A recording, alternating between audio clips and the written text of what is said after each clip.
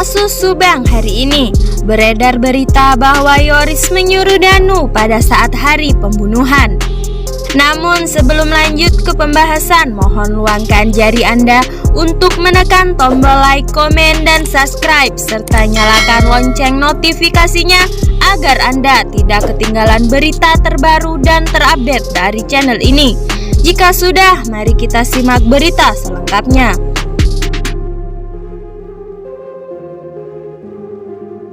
Pembunuhan ibu dan anak di Subang hingga kini belum terungkap siapa pelaku dan motifnya.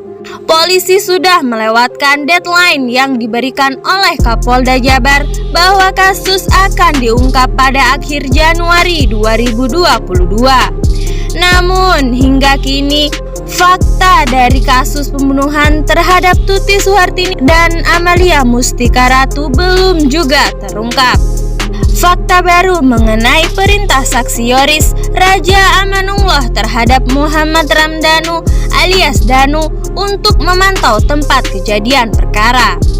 Jika sebelumnya hanya terungkap bahwa perintah Yoris ke Danu diberikan sehari setelah kejadian pembunuhan atau pada tanggal 19 Agustus 2021. Kali ini terungkap bahwa di hari pembunuhan pada tanggal 18 Agustus 2021, Yoris sudah memberi perintah ke Danu. Hal itu diungkapkan oleh Surono, ayah Danu, saat berbincang di channel YouTube Freddy Sudaryanto Sport. Surono menceritakan detik-detik ia menerima kabar duka yang menimpa ipar atau adik istrinya. Ia menceritakan saat mendapat kabar tersebut, dia tengah merantau bekerja di sebuah proyek di Majalengka. Surono pun bertanya balik mengenai kabar Tuti dan Amalia. Dan pada saat itu, dia mendapat kabar bahwa Tuti dan Amel sudah meninggal dunia. Kabar itu langsung membuatnya tidak tenang, bahkan tidak enak makan.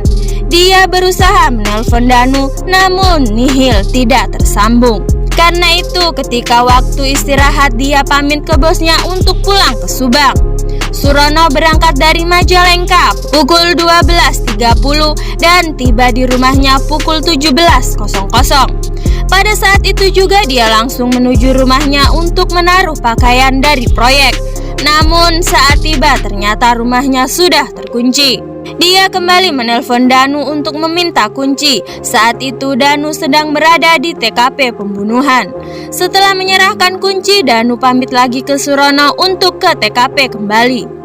Setelah Danu balik ke TKP, Surono lalu ke rumah Lilis, kakak korban, karena semua keluarga berkumpul di sana. Dan pada keesokan harinya, 19 Agustus 2021, setelah dua jenazah almarhumah diotopsi, lalu dibawa ke rumah Lilis untuk dimakamkan. Proses pemakaman dimulai sekitar pukul 09.00. Saat itu Danu tidak bisa hadir dikarenakan harus menjalankan tugas Yoris lagi untuk memantau TKP. Danu mulai memantau sekitar lokasi pukul 07.00, sehingga ketika jenazah dibawa ke pemakaman, dia tidak bisa menghadirinya. Baru setelah dia mendengar jenazah sudah di pemakaman, dia buru-buru menyusul ke pemakaman. Setelah di pemakaman, Danu kembali ke TKP untuk memantau lokasi sesuai tugas yang diberi Yoris.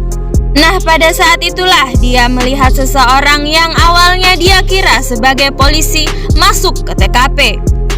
Dia pun memotret oknum yang akhirnya diketahui seorang petugas bantuan polisi atau Banpol.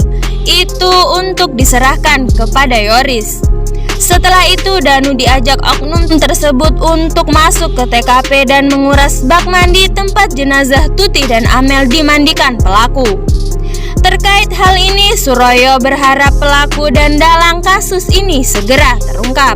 Surono mengatakan bahwa saat ini pihaknya khawatir jika harus bepergian jauh karena takut ada panggilan pemeriksaan lagi. Surono mengaku sudah 4 kali dimintai keterangan oleh pihak kepolisian sebagai saksi.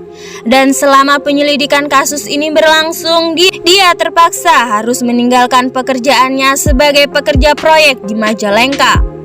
Saat ini dia mengandalkan ada orang yang mau memanfaatkan jasanya seperti memperbaiki alat-alat elektronik hingga mengelas.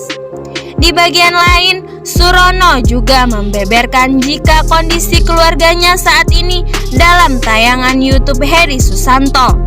Surono mengatakan bahwa kondisi keluarganya dalam keadaan sehat. Tapi ia juga mengungkap bahwa kondisi istrinya saat ini kurang baik. Ia mengatakan bahwa sejak Tuti meninggal, istrinya sering sakit-sakitan.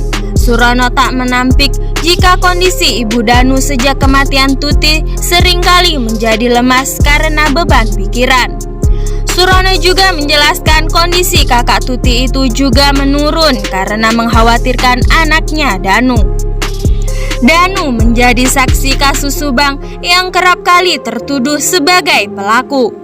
Karena hal itulah, menurut Surono, pikiran istrinya itu berpengaruh pada kesehatannya.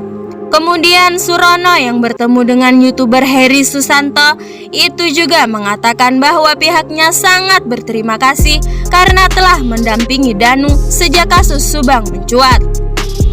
Bahkan sejak dekat dengan Heri Susanto diketahui Danu kerap tinggal di rumah YouTuber tersebut.